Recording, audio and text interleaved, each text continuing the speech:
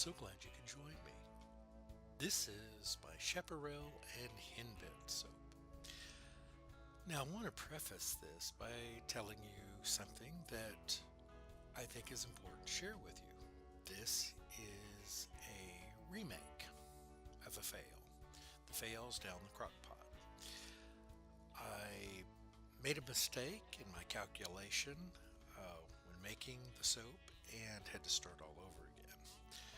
So you're going to see an upcoming soap that's going to be the remake. And what had happened in the soap is I completely forgot to recalculate my lye. So I didn't have enough lye in my soap, and it just stayed sort of creamy after 4 days. It was just as soft as it could be. I couldn't remove it from the mold. It was like margarine. It just was not usable. So anyway, so this is me remaking it. And I made sure this time also to do a water discount because of the delay in the other one. I wanted to make sure this one started on time and or was ready, excuse me, on time. And this is a special request, and I will tell you that I just love the smell. The chaparral or creosote, depending on what part of the country you're in. It is mostly a plant that lives down south where I am, or even south of me down in New Mexico. And it is just a lovely smelling shrub. For some people may not like the smell of it. But it is I think it may be an acquired smell, but it is used medicinally uh, in many different ways. And I suggest that you look it up online. There is a lot of great information on it, and even some scientific study at the National Institute of Health. And Henbit, uh, both of these together, if nothing else, they both are antibacterial, anti-inflammatory on the skin. And don't let anyone tell you that things can't be absorbed through the skin. Well, obviously they can, right? Because it's the largest organ on the human body. And how do you think nicotine patches work? Or contact vaccinations, all those sort of things. Obviously, the skin can absorb many things. Now, you'll also hear people say, well, yes, but with soap, you just rinse it away. That is true. That's absolutely true. But it also depends on how long you leave it on, right? So if you're bathing, for instance, with a moisturizing soap, there are many soaps that claim this. Well, you rinse those off as well. It's what they leave behind that is actually doing the moisturizing. And the same can be said for these ingredients.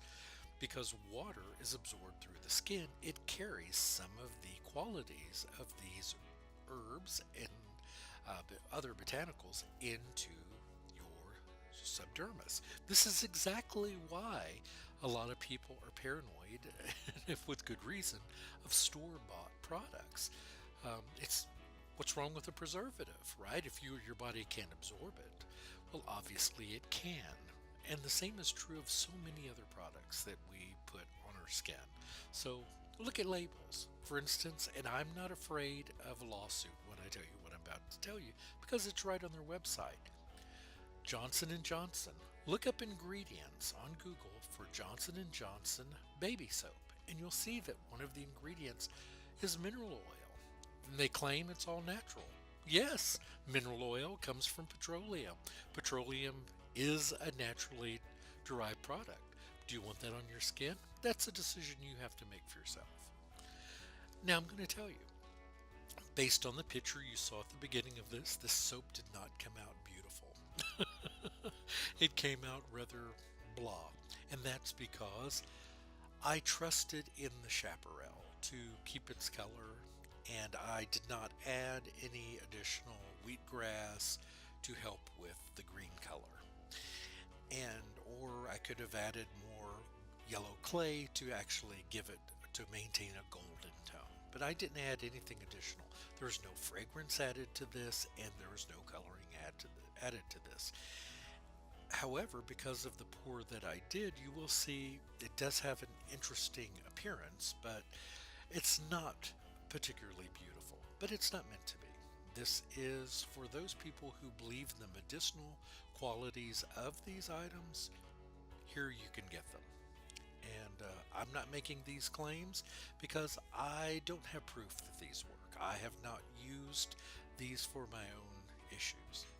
What you're looking at here is some carmine in alcohol. That's all this is.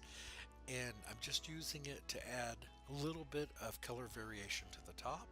And again, it completely disappeared in the finished soap. I think it's something to do with the combination of the Chaparral and the Henbit and the lye. I don't know. But this red color that you're seeing here, while it's beautiful while I'm doing it, it completely faded out in the soap. Now, there are several different reasons for this, other than what I just mentioned. First of all, it's an alcohol, so the alcohol evaporates. Now, I've got this laying on its side, so you're not going to see the color here, but when I set them up there, you will see they're just a couple little red dots, but it's just not as showy as I had hoped it would be. But anyway, as that alcohol evaporates, it leaves behind just a little bit of the carmine behind, so it just does not show up as brightly as I would like for it to. So in the future, what I will do is do it in the alcohol, but then I will blend it with oil prior to adding it, and that way it can hold more of that color. But also what you're going to see at the end of this video is another birthday gift that I got, a soap dish from my great friends Nicole and Wayne at Sin City Soaps in Las Vegas. They're just the most wonderful couple, and if you don't watch their videos, you're really missing out. They're a lot of fun. But I was so surprised when I opened my mail today and there was a package from them. And anyway, and they gave me the soap dish that you're about to see here in the images at the end. And I know that we all say this. I've heard other people on other channels talk about this too, about the community, but that is why I keep doing this. I mean, there's so much kindness and just generosity, and that's not something you get everywhere. So there they are, and that's how they did dry a little bit darker. You'll see there. But there's the soap dish. Isn't that beautiful? Thank you so much, Wayne and Nicole. You're fantastic. Bye, everyone. See you soon.